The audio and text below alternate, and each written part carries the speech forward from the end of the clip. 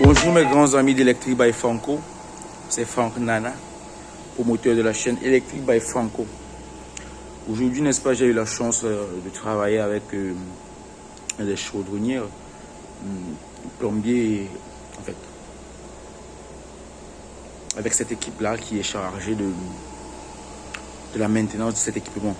C'est une CTA, un centre de traitement d'air. Nous avons les différents orifices d'entrée d'air et de sortie d'air. Donc, son fonctionnement, son principe est un peu simple. Lui, il prend l'air à l'extérieur du bâtiment à travers cette canalisation que vous voyez là.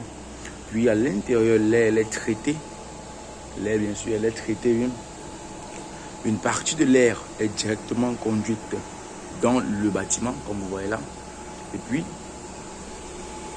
de l'autre côté, vous avez l'air chaud et l'air froid qui entre. Donc, vous allez voir là, en entrée, on a deux canalisations. L'entrée d'air en bas à noir et la sortie d'air juste en haut là. Puis de l'autre côté ici, nous avons donc les différentes entrées d'air dans le bâtiment, air chaud et air froid. Donc ce qui m'intéresse plus sur cet appareil, c'est son aspect électrique, n'est-ce pas? Donc du coup, je vais vous amener dans son amour de fonctionnement. Vous voyez là, c'est super, c'est vraiment super. C'est super de voir ce que vous avez là. Vous avez donc son outil de protection, vous avez là les relais, les portes-fusibles. Voilà, les portes-fusibles. Là, vous avez des disjonctés mais vous avez encore le fameux bornier, vous voyez les borniers là.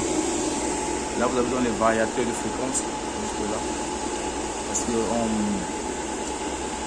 vous conviendrez avec moi qu'à l'intérieur, ce sont des moteurs qui ventilent, n'est-ce pas, l'air, qui appellent et puis rejettent l'air. Nous avons donc là son interrupteur de commande, arrêt, on-off. Nous avons donc là un petit transformateur, 24 volts à la sortie de 220 à l'entrée. Donc c'est un transformateur. Lui, il est là, n'est-ce pas, pour la gestion.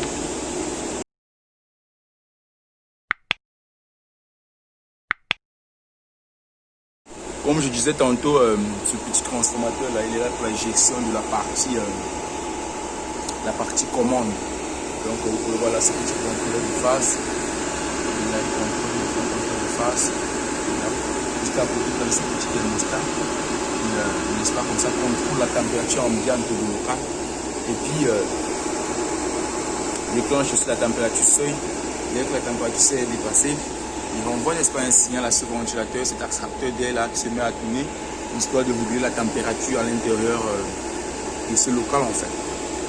Donc de ce côté-ci, vous allez voir là ces petits relais ici. Là sont des relais.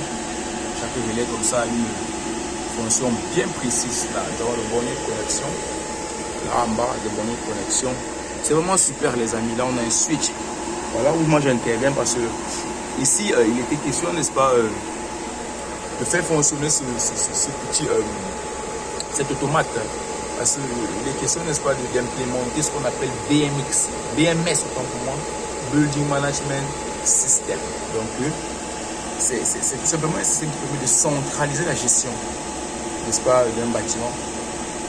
C'est super cool.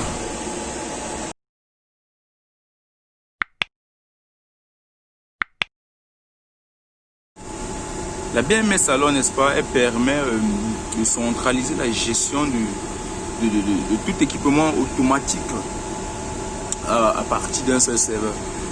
C'est-à-dire, il sera donc possible de gérer dans ces moteurs de climatisation sans toutefois se déplacer. Donc nous aurons un serveur là qui sera donc directement connecté à cet automate qui lui sera configuré et adressé, puis connecté au réseau. Maintenant nous irons donc à la salle GTC, salle de gestion technique centralisée, puis nous scannerons dans l'adresse IP que nous aurons au préalable donné à ce module, puis nous le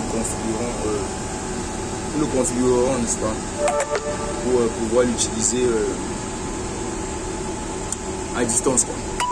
Donc c'était un peu ça le but de cette petite vidéo, pour montrer un peu ce genre d'équipement.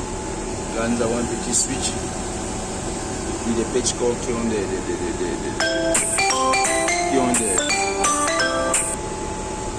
qui sont, n'est-ce pas, comme ça raccordés à des équipements qui seront récupérés loin en bas à la salle de la GPC. Donc sur ce, prenez soin de vous, abonnez-vous à la chaîne et puis disons à bientôt.